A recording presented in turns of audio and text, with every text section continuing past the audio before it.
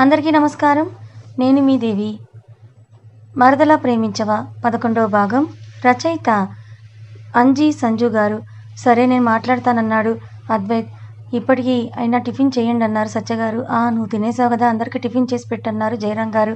అయ్యో నేను చేస్తానన్నారు సుధగారు. అవసరం లేదు, వాడే చేస్తాడు అన్నారు జయరాం గారు. ఏం చేస్తాం, తప్పదు కదా అన్నారు సత్యగారు. ఆయనకు తోడు అద్వైత్ కూడా వెళ్ళాడు. ఏం చేస్తాం కన్నా, మీ నాన్న నా మీద పగ తీర్చుకోవడానికి ఇలా చేస్తున్నాడని అన్నారు. అద్వైత్ నవ్వుతూ ఆనియన్స్ కట్ చేస్తూ ఉన్నాడు.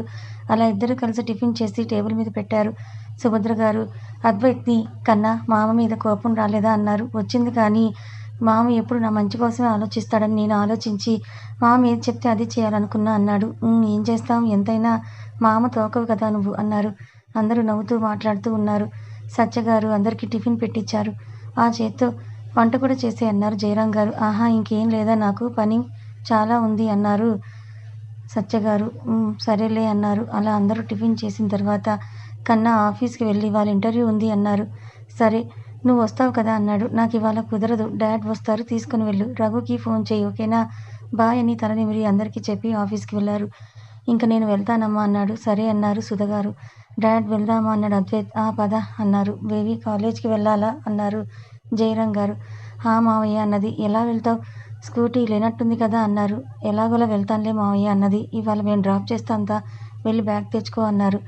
ఓకే మావయ్య అని వెళ్ళి బ్యాగ్ తీసుకుని వచ్చేసరికి లలిత గారు బాక్స్ ఇచ్చారు. అది తీసుకుని బాయ్ చెప్పి వెళ్ళి కార్ ఎక్కింది. డ్రైవర్ కార్ డ్రైవ్ చేస్తుంటే జయరాం గారు ముందు కూర్చున్నారు. అద్వైత్ వెనక కూర్చున్నారు. జయరాం గారు మాట్లాడుతూ ఉంటే అద్వైత్ రఘుకి ఫోన్ చేసి ఎక్కడున్నావని అన్నాడు. ఇంట్లో టిఫిన్ చేస్తున్నాను, ఏంటి విషయం అన్నాడు. కంపెనీకి రా అన్నాడు. ఎందుకు అన్నాడు. మూసుకొని రాబే అని అన్నాడు. వస్తున్నా, తిన్న తర్వాత. సరే తొందరగా రా, పనుందని ఫోన్ పెట్టేసి చూస్తే ఇద్దరు మాటల్లో మునిగి తేలుతున్నారు. ఇంకా అవ్వలేదా మీ సోది అని అన్నాడు. లేదు, నువ్వు కూడా జాయిన్ అవుతావా అన్నారు. నాకంత ఇంట్రెస్ట్ లేదులే. ఇద్దరిని కాసేపు అలా చూస్తూ గడిపేశాడు. కాలేజ్ రావడంతో ఇద్దరికీ బాయ్ చెప్పి దిగింది. వెళ్ళిన తర్వాత ఇద్దరు కలిసి ఏఏ ఇండస్ట్రీస్కి స్టార్ట్ అయ్యారు. సెల్లార్లో పార్క్ చేసిన తర్వాత ఇద్దరూ కలిసి ఆఫీస్కి వెళ్ళారు. అప్పటికే చాలామంది ఇంటర్వ్యూ కోసం వచ్చున్నారు. ఆల్రెడీ ప్యూన్ని సెట్ చేయడంతో అతన్ని పిలిచి ఒక్కొక్కరిని పిలవమని చెప్పి అద్వైత్ ఇంటర్వ్యూ చేసిన వాళ్ళని జయరాం గారు మళ్ళీ టెస్ట్ చేస్తూ ఉన్నారు. అలా ఇద్దరు బిజీగా ఉన్న టైంలో రఘు వచ్చి, ఏంటి అది పిలిచావు అని అన్నాడు. పని లేక అన్నాడు అద్వైత్ సీరియస్గా. అవునా, సరే పద అలా లాంగ్ డ్రైవ్కి వెళ్దాం అన్నాడు రఘు. రే ఈడియట్, ఇక్కడ ఇంటర్వ్యూస్ జరుగుతుంటే నీకు లాంగ్ డ్రైవ్ కావాల్సి వచ్చిందా అని అన్నాడు. నాకేం తెలుసు అన్నాడు రఘు. సరే నీ పని నువ్వు చేసుకో, అయినా తర్వాత పిలు అని అన్నాడు అక్కడ సోఫాలో కూర్చొని. రే మూసుకొని నువ్వు కూడా వచ్చి హెల్ప్ చేయి అన్నాడు. అబ్బా ఏంట్రా నాకు అని వచ్చిన వాళ్ళని కొన్ని క్వశ్చన్స్ అడుగుతున్నాడు.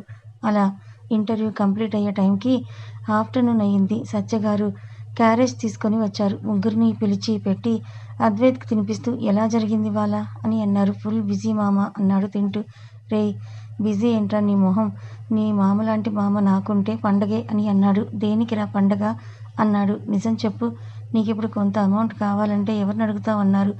మామ అన్నాడు. ఇంకేంట్రా, ఎవరైనా నాన్న అమ్మ అంటారు, కానీ నువ్వు మామ అని అంటావు అని అన్నాడు. దానికి తోడు పిల్లనిచ్చాడు, నువ్వు కష్టపడటం ఇష్టం లేక కంపెనీ పెట్టాడు, ఇప్పుడు అలసిపోయావని తినిపిస్తున్నారని అన్నాడు. అద్వైత్ నవ్వుతూ సత్యగారిని చూశాడు. నిజమే అన్నాడు అద్వైత్.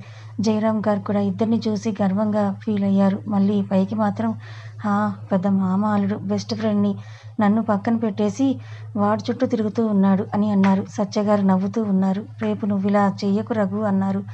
ఎలా అంకుల్ అని అన్నాడు. అదే పెళ్ళైన తర్వాత బెస్ట్ ఫ్రెండ్ని వదిలేస్తే ఎలా అన్నారు.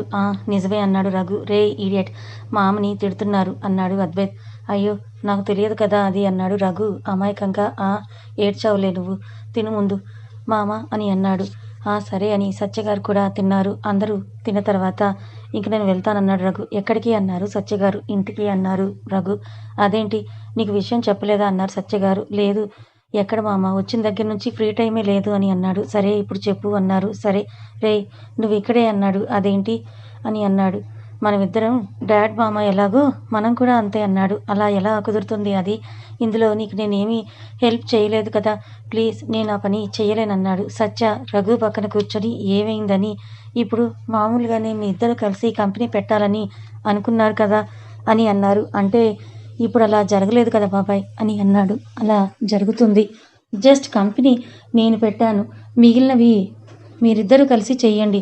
నేనేదో అనుకుంటానని ఆలోచిస్తే పోనీ 60-40% షేర్ చేసుకోండి కంపెనీ ప్రాఫిట్స్ అన్నారు. బాబాయ్ అన్నాడు, మాట్లాడకు. బాబాయ్ అన్నావు కదా, ఇద్దరు కొడుకులే, అర్థమవుతుంది కదా. ఇవాల్టి నుంచి మీరిద్దరు దీనికి ఓనర్లని అన్నారు. అంటే నేను ఉంటాను కానీ ఓనర్ కాదు అని అన్నాడు. నేను చెప్పిందే ఫైనల్ అన్నారు సత్యగారు సీరియస్గా. అది అంటుంటే రఘు మీ ఇద్దరు కలిసి బిజినెస్ చేయాలనుకుని ఇప్పుడు వాడి వల్ల దూరం అయితే బాధపడతారని అన్నారు జయరాం గారు. సరే మీ ఇష్టం అన్నాడు. అలా అందరూ మాట్లాడుతూ వర్క్ చేసుకుంటూ ఈవినింగ్ టైంకి ఇంటికి వెళ్ళారు. ఇక్కడ అద్వి కాలేజ్కి వెళ్ళిన తర్వాత మనుని కలిసి ఇద్దరు కలిసి క్లాస్కి వెళ్ళారు. దేవి వచ్చి పక్కన కూర్చుంటే ఏంటన్నది మధు, నేను వచ్చి నీతో మాట్లాడాలనుకోవడం లేదు, కాస్త సైలెంట్గా ఉంటే బాగుంటుందన్నది. ఇప్పుడు ఏంటి నీ ప్రాబ్లం అన్నాడు అద్వి. ఇప్పుడు నువ్వు నీ బావని ఎందుకు పెళ్లి చేసుకున్నావు అన్నది, అది మా ఇంట్లో వాళ్ళ ఇష్టం, మా ఇష్టం, మా పర్సనల్ విషయాలు నీకు చెప్పాలా అన్నది. చెప్పాలి, ఎందుకు అంటే నాకు అద్వైత్ అంటే ఇష్టం, నాకు చెప్పాలి. అలాగే నువ్వు తనని వదిలేసి వెళ్ళిపోవాలన్నది. అది జరగని పని అన్నది అద్వి. ఎందుకు జరగదు, మీరేం ఇష్టంతో చేసుకోలేదు కదా అన్నది. మాకు ఇష్టం లేదని మీకు చెప్పామా అన్నది అద్వి. అది మీ మొహాల్లోనే తెలుస్తుంది అన్నది. షటప్ దేవి అన్నది. నువ్వెన్నన్నా నాకు అద్వైత్ కావాలి, దానికి ఏం చేయడానికైనా నేను రెడీ అన్నది. వాడు నా బావ, ఇప్పుడు నా మొగుడు, ఏం చేస్తావు నువ్వు అన్నది. ఇద్దరిని విడదీసి పెళ్లి చేసుకోవడం అన్నది, చంపేస్తాను అన్నది అద్వి. అది చూద్దాం బేబీ, ఎన్ని రోజులు ఇద్దరు కలిసి ఉంటారు అని అన్నది దేవి. పిచ్చి పిచ్చిగా మాట్లాడితే చెప్పు తెగుతుంది అన్నది అద్వి. అది చూద్దాం, పిచ్చి ఎవరికి పడుతుందన్నది దేవి. బ్యాగ్ తీసుకొని పక్కకి వెళ్తూ అద్వి ఏడుస్తూ ఉంది. ఎందుకే ఇలా ఏడుస్తావు, ఇప్పుడు ఏమైందని? అన్నయ్యకి నువ్వంటే ఇష్టం, అది చాలదా అని అన్నది. అలా అని నువ్వు అనుకుంటున్నావు మను, బావకి నేనంటే ఇష్టం లేదు అన్నది. అలా అని నీకు చెప్పాడా పెళ్ళైన దగ్గర నుంచి ఇదే పాట అని అన్నది. ఏమోనే అని అన్నది. సరేలే వదిలే, అదేం చేస్తుందో కానీ అన్నది మధు. నిజమే కదా, బావ నాకు దూరం అవ్వడు కదా అన్నది. ఒసే పిచ్చి, పెళ్ళైన తర్వాత ఇంకా దూరం ఎందుకు అవుతాడు అన్నది. అది నిజమే కదా, సరే ఇంకా కళ్ళు తుడుచుకో అన్నది. హా అని అంటూ కళ్ళు తుడుచుకొని కూర్చుంది. ఎలా వచ్చావు అన్నది. అది మామయ్య బావ డ్రాప్ చేశారన్నది. ఓ మరి వెళ్ళేప్పుడు అన్నది. స్కూటీ ఉంది కదా అన్నది. మరి నేను అన్నది. దారిలోనే కదా నేను డ్రాప్ చేస్తానులే, ఇద్దరం కలిసి వెళ్ళొద్దాం రోజు అన్నది. థ్యాంక్స్ బేబీ అనింది. అలా ఈవినింగ్ వరకు క్లాస్ విని కాలేజ్ అయిన తర్వాత స్కూటీ తీసుకుని వచ్చింది అద్వి. దేవి వచ్చి, ఏయ్ నీ బావ డ్రాప్ చేయను అన్నాడా, స్కూటీ తీసుకుని వచ్చావు అని అన్నది. అవును, తనకి లేట్ అవుతుంది, నాకు ఇబ్బంది అవుతుందని స్కూటీ కొన్నాడు.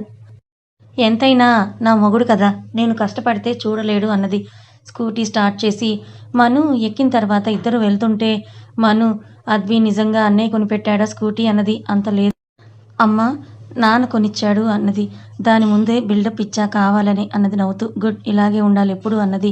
మను వాళ్ళ ఇల్లు రావడంతో మనుని డ్రాప్ చేసి బాయ్ చెప్పి ఇంటికి స్టార్ట్ అయ్యింది.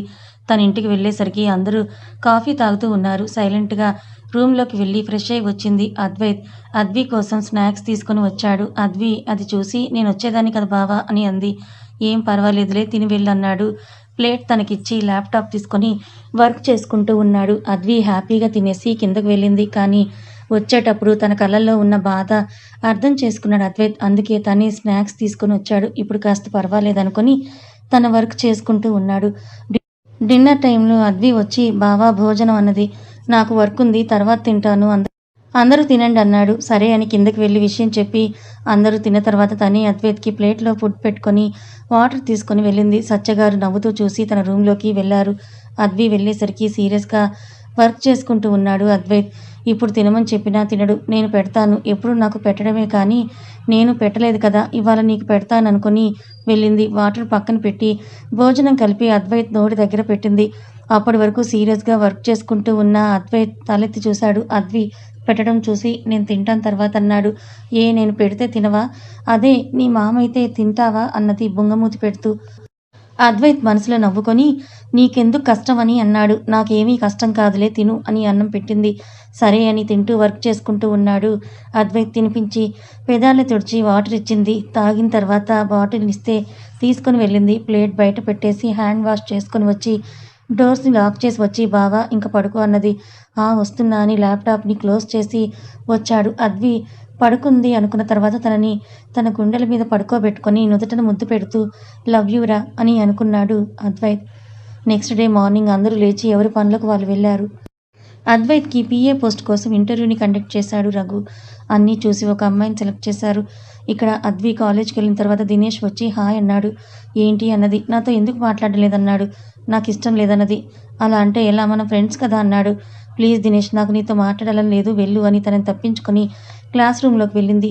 ఎన్ని రోజులు తప్పించుకొని తిరుగుతావో చూస్తానే, ఇంకా సంవత్సరంలో ఎప్పుడు దొరక్కపోవా, అప్పుడు చెప్తాను నీ పని అనుకొని ఫ్రెండ్స్ పిలిస్తే అటుగా వెళ్ళాడు. ఏంట్రా ఈసారి కూడా వర్కౌట్ అవ్వలేదా అన్నారు వాళ్ళు. దానికి కొంచెం టెక్ ఎక్కువ అందుకే అన్నాడు. హహా, అది నీకు దొరకదు అన్నారు వాళ్ళు. అది చూస్తా అన్నాడు సైడ్ స్మైల్ ఇస్తూ. అద్వి చిరాగ్గా క్లాస్కి వెళ్తే మను ఏమైందన్నది. ఏముంది, ఆ దినేష్ చిరాకు తెప్పిస్తున్నాడు అన్నది. అది నువ్విచ్చిన చనువే కదా అన్నది మను. అప్పుడు నాకేం తెలుసు వీడు వెధవా అని అన్నది బుక్స్ తీస్తూ.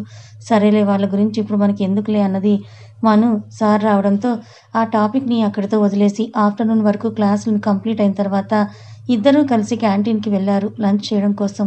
అప్పుడే అద్వి దగ్గరికి ఒక అబ్బాయి వచ్చాడు. హాయ్ అన్నాడు. హాయ్ అన్నది మను. ఏంటి డల్గా ఉన్నావన్నాడు అద్విని చూసి. నథింగ్ అన్నది అద్వి. ఏంటి నువ్విక్కడ అన్నది మను.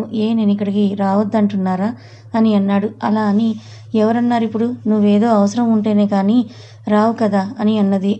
అలా ఏం లేదు, మీతో మాట్లాడాలనిపించి వచ్చాను అని అన్నాడు. ఓ సరే తినండి అన్నది అద్వి. అని ముగ్గురు బాక్స్ని ఓపెన్ చేశారు. అద్వి ఏం కర్రీ అన్నాడు అతను.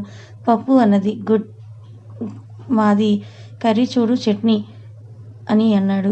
ఇప్పుడు దానికి ఏమైంది అన్నది మను. ఐ డోంట్ లైక్ ఇట్ అన్నాడు. పోనీ ఇది వేసుకో అని చికెన్ కర్రీ వేసింది మను. థ్యాంక్స్ రా అని తింటూ ఉన్నాడు. అలా ముగ్గురు కలిసి తిన్న తర్వాత ఎంతవరకు వచ్చింది లవ్ మ్యాటర్ అన్నది మను. అక్కడే ఉంది, కదిలితే కదా అన్నాడు మొహం వేలాడేసుకొని. అయ్యో ఎంత కష్టం వచ్చిందే అని అక్కడ ఉన్న అమ్మాయిని పిలిచింది మను. హాయ్ ప్రియా అన్నది మను. ఏయ్ ఇప్పుడు దాన్నెందుకే పిలుస్తున్నావు అన్నాడు కంగారుగా. నువ్వు ఉండరా అన్నది మను. అబ్బా అనుకుని సైలెంట్గా ఉన్నాడు. అద్వి నవ్వుతూ చూస్తుంది. ప్రియా వచ్చి చెప్పండి అక్క అని అన్నది. ఏం చేస్తున్నావు అన్నది. భోజనం చేసి క్లాస్కి వెళ్తున్నా అన్నది. సరే కూర్చో, కాసేపు టైం ఉంది కదా అన్నది మను. అన్నది అద్విని చూస్తూ. హాయ్ అని. హాయ్ అన్నది అద్వి. మీదే ఊరు అన్నది మను. మాది ప్రాపర్ విజయవాడ అన్నది. అవునా, మరి ఇక్కడ నువ్వు హాస్టల్లో ఉంటున్నావా అన్నది. లేదక్క, అత్త వాళ్ళ ఇంట్లో ఉంటున్నాను అన్నది. అవునా, అత్తకి పిల్లలున్నారా అన్నది మను కావాలని. అక్క బాగున్నాడు అని అన్నది. అవునా అని సాగదీస్తూ. వసంత్ అన్నది. ఏంటన్నాడు సీరియస్గా. ఏమైంది అలా ఉన్నావు అని అన్నది. ఏమైంది సార్ అని అన్నది ప్రియ. గడ్డి గుడ్డ అయింది. ఏ హాస్టల్లో ఉండలేవా, నువ్వు అలా ఎవరింట్లో పడితే వాళ్ళ ఇంట్లో ఉంటావా అన్నాడు. వాళ్ళెవరో కాదు సార్, మా నాన్నకు సిస్టర్ అన్నది ప్రియ. ఎందుకు అరుస్తున్నదో అర్థం కాక. చెప్పిన అర్థం కదనుకొని బాయ్ అని వెళ్ళిపోయాడు. ఏమైందక్క సార్కి అన్నది ప్రియ. ఏం లేదులే కానీ ఒక్కటి అడగనా అన్నది మను. అన్నది. నీకు మీ బావంటే ఇష్టం ఉందా అన్నది. ఇష్టం అన్నది. పెళ్లి చేసుకుంటారా అనింది. అలా అడిగా వెంటక్క అన్నది ప్రియ. ఏం లేదు, చేసుకుంటారు కదా చాలామంది, అందుకే అని అన్నది. అలా ఏం లేదు, మా బావ నేను బెస్ట్ ఫ్రెండ్స్, పెళ్లి చేసుకోవాలని ఇద్దరం అనుకోవడం లేదన్నది ప్రియ. పోనీ ఎవరినైనా లవ్ చేసావా నువ్వు అని అడిగింది మను. ఏమైందక్క నీకు ఇవాళ అన్నది ప్రియ. ఏం అవ్వలేదులే కానీ చెప్పు అన్నది. లేదక్క, ఇప్పటి వరకు ఎవరు నచ్చలేదు అన్నది. అవునా, పోనీ ఎవరినైనా లవ్ చేస్తే ఓకే చేస్తావా అన్నది మను. అది తన బిహేవియర్ని బట్టే ఉంటుంది అన్నది. సరే అయితే కొన్ని రోజుల్లో వస్తారులే అన్నది. అంటే ఎవరు అన్నది ప్రియ. వస్తారన్నాను కానీ నాకు తెలుసని చెప్పానా అన్నది మను. అబ్బా వాళ్ళని ఎందుకు ఏడిపిస్తావు, నువ్వు వెళ్ళు, క్లాస్ టైం అవుతుంది అన్నది అద్వి. సరే అక్క బాయ్ అని వెళ్ళిపోయింది ప్రియ. అబ్బా కాసేపు ఎంటర్టైన్మెంట్ ఉండేది కదా అన్నది మను. పదవే క్లాస్కి వెళ్ళిపోదాం అని అన్నది. రేపు ప్లాన్స్ ఏంటన్నది మను. నథింగ్ అన్నది అద్వి. సినిమాకి వెళ్దామా అన్నది. ఇంట్లో అడిగి చెప్తాను అన్నది అద్వి. సరే అని ఇద్దరు క్లాస్కి వెళ్ళారు. ఈవినింగ్ టైంకి ఇంటికి వెళ్ళారు. అద్వి ఫ్రెష్ అయ్యి చిన్న వర్క్ ఉంటే చేసుకుంటూ ఉంది. అద్వైత్ వచ్చి అద్విని చూసి ఫ్రెష్ అయ్యి వచ్చాడు. అద్వైత్ రావడం చూసి బుక్స్ని క్లోజ్ చేసి కిందకు వెళ్ళి కాఫీ తీసుకొని వచ్చింది. అద్వైత్ వస్తే కాఫీ కప్ ఇచ్చి డ్రెస్ తీసి పెట్టింది. అద్వైత్ ఒకసారి అద్విని చూసి సైలెంట్గా థ్యాంక్స్ చెప్పి కాఫీ తాగి డ్రెస్ వేసుకున్నాడు. తర్వాత ఇద్దరు కలిసి కిందకి వెళ్ళారు. అప్పటికే అక్కడ ఉన్న సత్యగారు, జయరాం గారు ఏంటి బంగారం ఇప్పటి వరకు కనిపించలేదు అన్నారు. జయరాం గారు ఏం లేదు మావయ్య, వర్క్ ఉంటే అది చేస్తూ కూర్చున్నా అని అన్నది. అవునా, ఎలా ఉంది ఇవాళ కాలేజ్ అన్నారు. ఎప్పట్లాగే ఉంది అన్నారు సత్యగారు.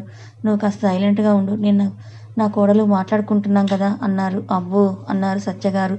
అద్వైత్ ఇద్దరు మాట్లాడుతూ కూర్చున్నారు. లలిత గారు అందరికీ స్నాక్స్ తీసుకుని వచ్చారు. సుభద్ర గారు లలిత ఇద్దరికి పెళ్ళయ్యి రేపటికి 16 రోజులు అవుతుంది. రేపు చైన్ మార్చాలి అని అన్నారు. అవునమ్మా మర్చిపోయాను అన్నారు. మరి దానికి కావాల్సిన పనులవి చూడండి అని అన్నారు. అని సత్య గారు శారీస్ అలాగే గోల్డ్ ఇంటికే తెప్పించారు. సుధ గారు లలిత గారు చైన్స్ చూస్తున్నారు. అద్వైత్ని పిలిచి అద్వికి ఒకటి సెలెక్ట్ చేయమని చెప్పారు. తనకి నచ్చింది ఒకటి తీసిచ్చాడు. బాగుందని బ్లాక్ బీడ్స్ చూస్తూ ఉన్నారు. సుధ గారు అద్వి అన్నారు. అత్తయ్య అన్నదొచ్చి నీకు నచ్చింది తీసుకో అన్నారు. మీరందరూ ఉన్నారు కదా, మీకు ఏది నచ్చితే అదే తీసుకోండి అన్నది. అద్వైత్ 2 తీసి ఇవి తీసుకోండి అన్నాడు. 2 ఎందుకు అని అన్నారు లలిత గారు. ఎన్నైతే ఏంటి, వాడికి నచ్చింది వాడి పెళ్ళానికి సెలెక్ట్ చేశాడు, మధ్యలో నువ్వేంటన్నారు సుధ గారు. సరేలే మీ ఇష్టం అన్నారు. సత్యగారు ఆయనకి నచ్చిన చైన్ ఒకటి తీసి అద్వైత్ మెడలో వేశారు. ఇప్పుడు ఎందుకు మామ అని అన్నాడు. నీకు బాగుంది కన్నా అందుకే అన్నారు. తర్వాత చీరలు అద్వైత్కి బట్టలు చూసి అందరూ తీసుకున్న తర్వాత వాళ్ళు వెళ్ళిపోయారు. అందరూ భోజనం చేసిన తర్వాత తొందరగా లేవండి రేపు అని అన్నారు సుభద్ర గారు. అలాగే అని చెప్పి అందరూ కూడా వెళ్ళిపోయారు. రూమ్లోకి వెళ్ళిన తర్వాత అద్వి మనుకి ఫోన్ చేసింది. ఏంటి ఈ టైంలో అన్నది మను. అది ఇంట్లో రేపు పూజ ఉంది మను, సినిమా క్యాన్సిల్ అన్నది. అయ్యో అవునా అన్నది మను. నువ్వు మార్నింగే రెడీ అయ్యి ఇంటికి రా అన్నది అద్వి. నో నేను రెస్ట్ తీసుకోవాలి అన్నది. ప్లీజ్ మను అన్నది అద్వి. సరేలే నీ కోసం వస్తాను అన్నది. థ్యాంక్స్ రా అన్నది. అలా ఇద్దరు మాట్లాడుతుంటే అద్వైత్ రఘుకి ఫోన్ చేసి విషయం చెప్పి అమ్మ వాళ్ళని కూడా తీసుకొని రావాలని చెప్తాడు. సరే అన్నాడు రఘు. అద్వి ఫోన్ మాట్లాడడం అయిన తర్వాత బెడ్ మీద పడుకొని ఆలోచిస్తూ ఉంది. అద్వైత్ తన పక్కన కూర్చొని ఏమైందన్నాడు. ఏమీ లేదు బావా మామూలుగానే అన్నది. ఏంటి మధ్య చాలా డల్గా ఉన్నావని అన్నాడు. అలా ఏం లేదు బావా, కాలేజ్కి వెళ్తున్నా కదా లాస్ట్ ఇయర్, అందుకే కాస్త భయం అన్నది అద్వి. ఎందుకు భయం, బాగా చదువుతూ ఉంటే భయం ఉండదు నీకు, ఏమైనా డౌట్స్ ఉంటే అడుగు నేను చెప్తాను అని అన్నాడు. సరే అన్నది. ఇంకా పడుకో లేట్ అవుతోంది కదా అని అన్నాడు. బావా రేపు పూజ నీకు ఇష్టం లేకపోతే చెప్పు అన్నది. ఇప్పుడు ఎందుకు నీకు ఆ డౌట్ వచ్చింది అన్నాడు.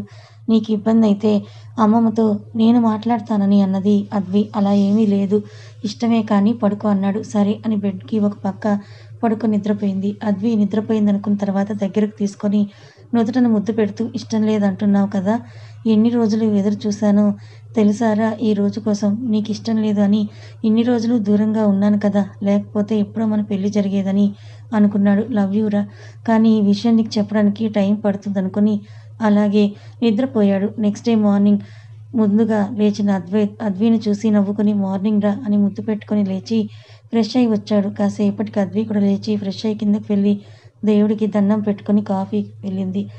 అద్వైత్ ఇంట్లో వచ్చి అందరికీ ఇచ్చింది. తను తీసుకొని తాగుతూ ఉన్నాడు.